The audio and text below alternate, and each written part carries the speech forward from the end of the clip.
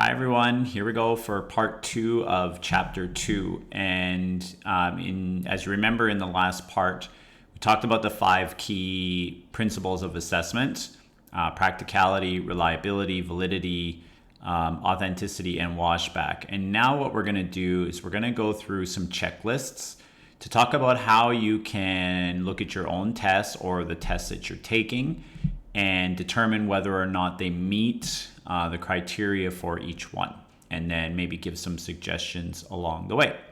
Okay, so here we go.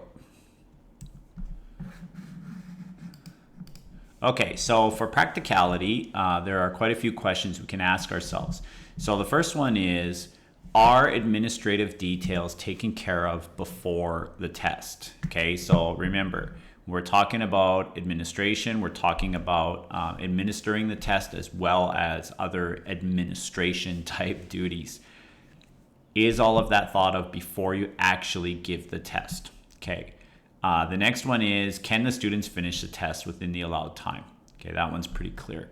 Can the test be given smoothly without any glitches? So glitch means any troubles or things that don't work that should work. So, you're talking about your technology or just small things. Do you have enough copies of your test?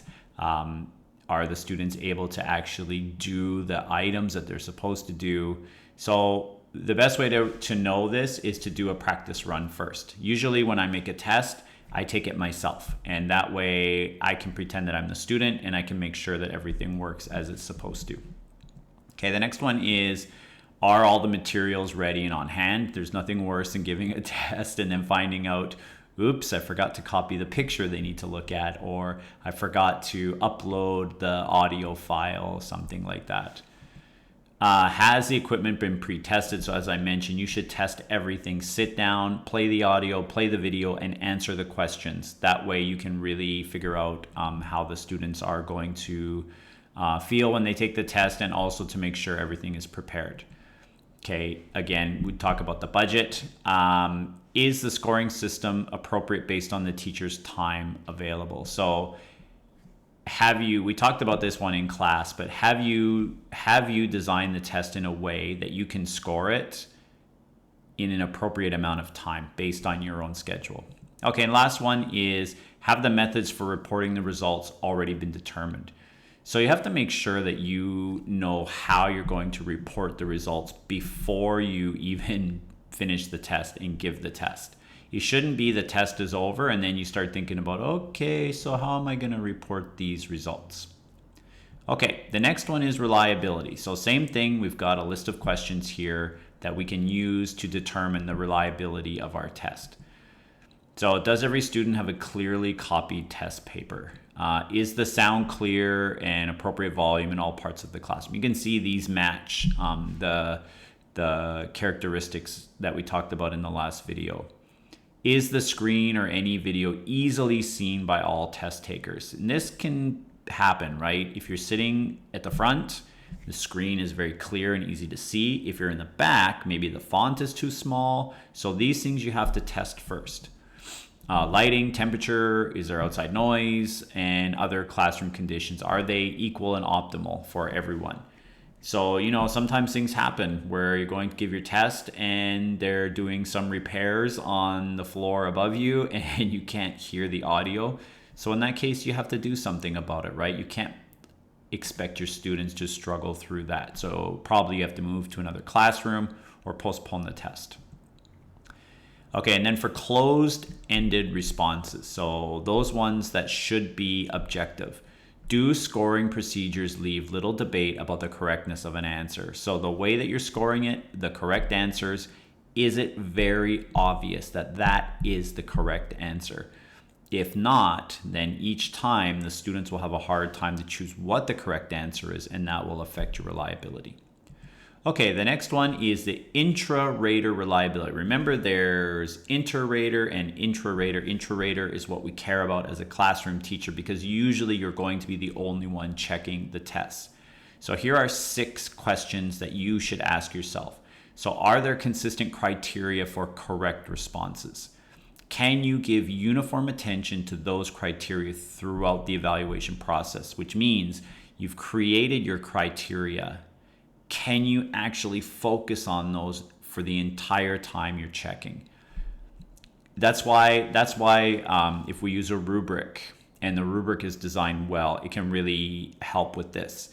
If you're just giving, as I mentioned in class, if you're just giving an overall score on written work or spoken work instead of having the rubric, then can your criteria stay the same throughout the entire process? That's more difficult. And then again, can you guarantee that the scoring's based on the criteria that you set and not on subjectivity or any biases that you have? Have you read through the test multiple times to check for consistency? So when you create the test, you should read it from beginning to end and make sure everything connects together. And your rubric or your scoring criteria, it can be used for all of the different items. If and when you made changes to correct responses, did you go back and apply the same standard? So maybe you changed something on one part. Maybe you changed the points. Maybe you changed how the answers should be given. It doesn't matter. But if you change one part of your test, did you go back and make sure that it still matches all the other parts? And another thing to check for is, especially like in multiple choice items and things like that, make sure you're not giving the answer in part 2 for an answer in part 1 or an answer in part 3. Make sure that throughout your entire test, you're not giving answers away by putting information there that's needed for the other parts. And can you avoid fatigue by reading the test in several sittings, especially if it will take you a few hours to check? So what that means is maybe it's going to take you 2 or 3 hours to check, but maybe you don't actually have 3 straight hours to check. Is it possible for you to cut it into different parts and you're not going to be fatigued by this? So you have to make sure, and this is more of a trial and error or practice type thing where you do it a few times and you have to find the way that fits you best. Okay, content validity checklist. So are the unit objectives clearly identified? So remember, you're giving a test based on, let's say it's a unit test. It could be midterm, it could be something bigger or smaller, it doesn't matter. But let's say it's a unit test. Your test should be based on what the objectives of the unit were. So in this unit, I want my students to perform blah, blah, blah, blah, blah, blah, blah, blah, whatever the 3 things are. So does your test actually assess those? But first of all, are those unit objectives actually clearly identified before class starts and also at testing time? And then, so that leads into number 2. So are the unit objectives represented in the form of test specifications? So in my test, it should be designed based on my unit objectives. And then, do the test specifications include tasks that have already been carried out in class? The worst thing you can do to your students is you do something for the entire unit. You do tasks, you do, the task doesn't have to be like task-based teaching. It could be textbook tasks. Listen to the teacher and take notes, or just answer the grammar questions in the textbook. It doesn't matter what they are. But the worst thing you can do on a test is to give them something totally new that they've never seen before. So whatever you do in the classroom, that should show up on the test because that's the practice you were giving them. Okay. Number 4, do the test specifications include tasks that cover most or all of the objectives? So you see, it all starts with the objectives in point 1 and then down all the way to number 4. Do they match? Okay, and then number 5, do the tasks involve actual performance of the target tasks? So that's another key one. What are my objectives? And then what are the tasks that they have to do in order to meet the objectives? And then on my test, are they doing those tasks? That's a very, very good way to see if your test meets the content validity requirements. And as I said before, this is a hard one to statistically test. It's more about asking yourself these types of questions. Okay, so here's a few notes on content validity. So the objectives for each unit or course are vital. As I mentioned, I've been talking about this the whole time. in my experience and also in the textbook, what they talk about is that teachers often teach without actually knowing what their objectives are. And the objectives are poorly done and they cannot be met. Like, let me sidetrack a little bit. First of all, new teachers and old, I should say, are always pressed for time. And one thing that we do, I try not to, but and you also shouldn't. But one thing that teachers may do is they just get their textbook and that's how they plan their lessons. Okay, so I've got 20 weeks in the semester and I've got 5 units. So I divide it into how many months, how many units, when's the exam. Okay, so from unit 1, I've got 2 weeks. And that means I've got 6 classes, so I cut it into pages. It sounds very organized, and that's an okay way to look at progress. But at the very, very beginning, before you do that, you have to know what your objectives are. If you don't, then what are you doing? You're just filling out pages in a textbook.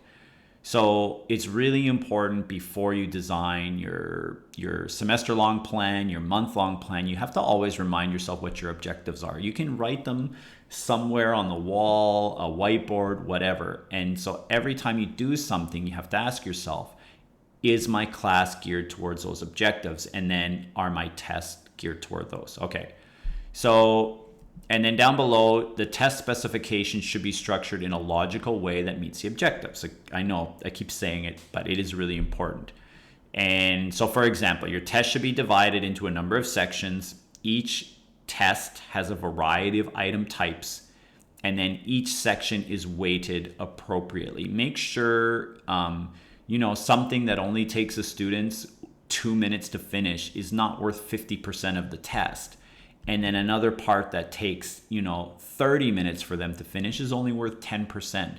These type of things really affect students and the validity of your test, right?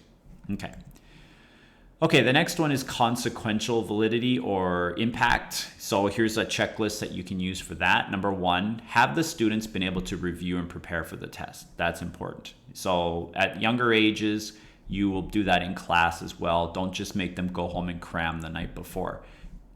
Have your activities based on practicing the tasks and skills that they need in order to pass the test. Don't just practice test questions. Okay, have you offered the students test-taking strategies that will help them succeed? Now, these strategies, they're not really about consequential validity per se, but other strategies you should be really pushing on your students are, get a good night's sleep the night before your test. I know everyone likes to stay up late the night before a test, but it's really not a good idea. You should be going to bed early. And in fact, research says that you should study every night for maybe a week or 2 before the test. But 1 or 2 days before the test, you should actually stop studying. It allows your brain to really cement that knowledge into your long-term memory. Cramming the night before has shown to be not so effective, actually. And what it does is it causes students to stay up too late, and then they come too tired, and then they're not as smart when you take your test because you didn't get enough sleep. Also, tell them to eat in the morning. You can't skip breakfast because while you're writing your test, if you're hungry, that can affect your ability. Same with going to the bathroom and things like that. So these are other strategies that you can give them on top of taking the test. What are strategies that they should be using based on their learning style in order to succeed? Okay, is the test designed in a way so that your strong students are still challenged, but the weaker students are able to complete most of the items and they won't fail miserably? It's important, and sometimes it's tricky to do. You can get away with this somehow by changing the points. Like if it's a written answer, as long as they can write something, they should be able to pass the item.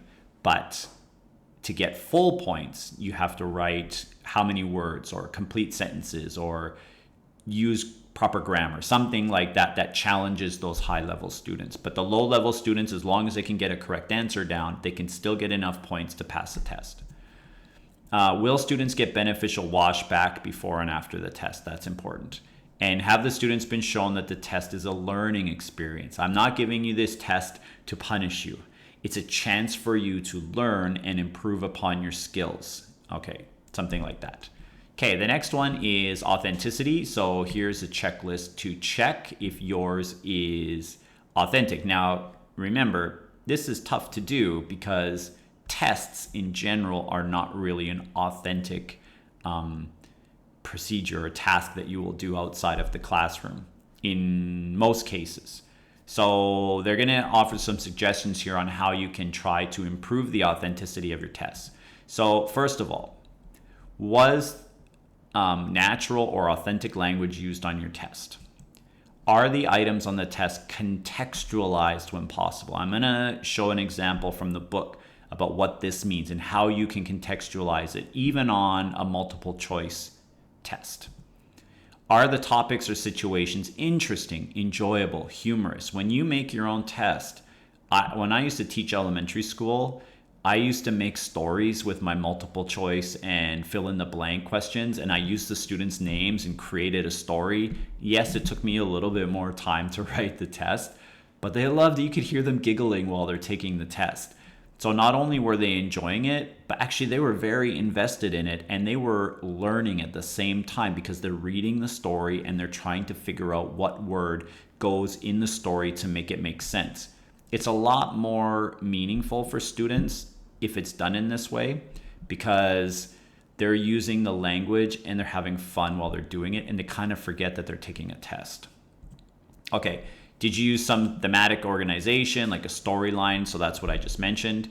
And do the tasks represent real world tasks? And that can be tough to do sometimes. Okay, so here's an example. Let me get my face out of the way there. Of decontextualized versus contextualized. So on the left-hand side, we've got a decontextualized test. Okay, and they're testing students' ability to use going to. So you look at the left-hand side, what this summer? So we've got, what is John going to do this summer? But then look at question 2. Are you going to do anything special next weekend? Question 1 and question 2 have nothing to do with each other. And then number 3 and then number 4, they're all disconnected questions. And so even though students are practicing their grammar, what's not happening is they're not using going to in a contextualized manner, in that they're not seeing it used in a real way. Like they're not learning it in context. It's just random sentences. But then if you look at the contextualized version on the right-hand side, look at the difference. We've got a conversation between Amanda and Gwen. What are you going to do this weekend? I'm not sure. Are you going to do anything special? Melissa and I are going to a party. Would you like to come? I'd love to. Where is it going to be? So you can see it's exactly the same test, but they've turned it into a story. And so students can actually see how going to is used in an authentic, contextualized manner. So see, just a boring multiple choice test, you can still contextualize it. And it's a lot more meaningful for students, not just for I wouldn't say enjoy the test, but for being able to really get something from it in terms of washback. And also it's better for their long-term learning because after, if they get it wrong, they're going to learn something from their mistakes. Okay. So washback checklist. So we're moving on to washback. So is the test designed so that you can give feedback that is relevant to unit objectives? So remember, we're still talking about our objectives. What did I want my students to learn? And then what did I test them on? And now I have to give feedback on those objectives. Okay, number 2, have the students received pre-test review activities to review the test content? Number 3, do you offer formative feedback? So one of the things that maybe I should say this a different way. When teachers give feedback, we're always pressed for time, as I mentioned. And so a lot of times they'll write down, great job, you need to improve, this was weak. But actually that kind of feedback is not very useful, because you're not telling me what did I do good at, and you're not telling me what was weak, and you're not telling me what I need to improve. So formative feedback will be a lot more specific. Your use of past tense needs improvement. You're awesome at creating ideas. Whatever it is that they did a good job at, be specific on your feedback.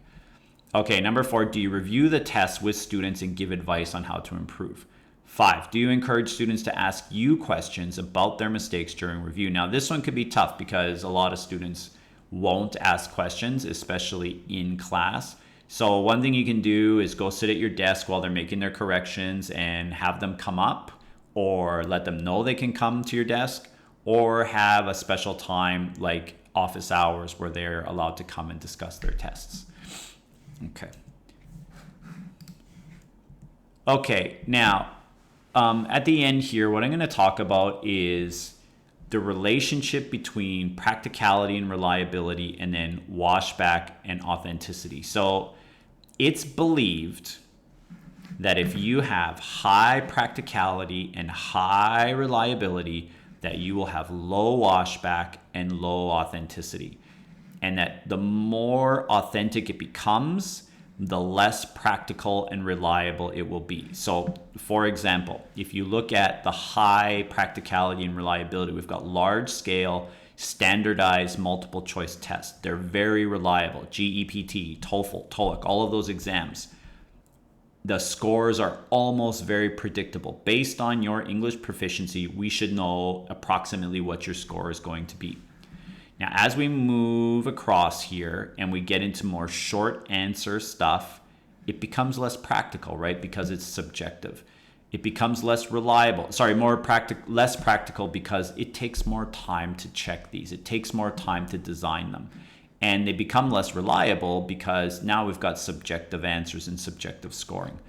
And then come down to portfolios and journals.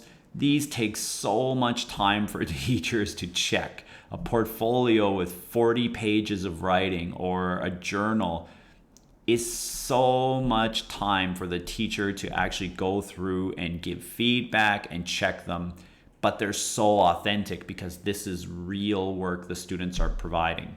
Okay, this is just presumed though. So the authors of the book say that we don't have to just assume, or we don't have to just give up and say, okay, but this is the way it is. So what they do is they offer the ideal relationship. So they say that we don't have to assume it's over here. We can actually push this line over here using the same type of tasks. And here are their suggestions. So use as much authenticity as possible with your multiple choice items. Okay, I talked about that before. Use objective scoring and open-ended responses on your tests. That will take care of the reliability a little bit. Turn multiple choice tests into diagnostic feedback on areas of needed improvement. So use it to give them good washback, not just a score. Have students prepare in a way that readies them for test-related performance. Teach them strategies. And students need to learn beyond the test. So we talked about this in class. Don't just teach to the test. Teach them in a way that they learn all of the skills so that when they take the test, it should be easy for them, or it should be, maybe easy is the wrong word, but they should be able to do it because they already have the proficiency. I said this before in class. If I were to take the GEPT test, I think I should be able to pass it.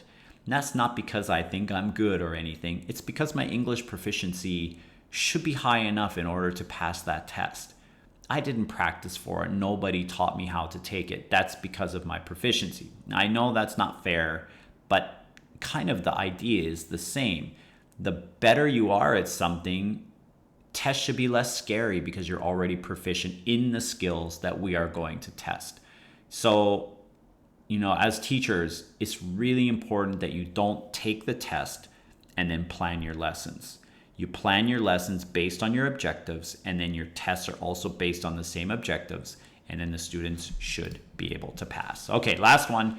Triangulate all information on a student before making a final assessment of competence, which means when you triangulate something, it means you take data from many different places. So from their test, from their classroom assignments, from your observations in class, many different ways, put them all together, and then you can make an assessment on their competence. Don't just take it from the test. Because as we mentioned before, your test might have a problem, or the students may have had a bad day, or they have test anxiety, or whatever the issue may be. Okay, that's it, everybody. This one is done. So have a great day or evening or morning, whatever time you are watching this, and I'll see you next time. Bye.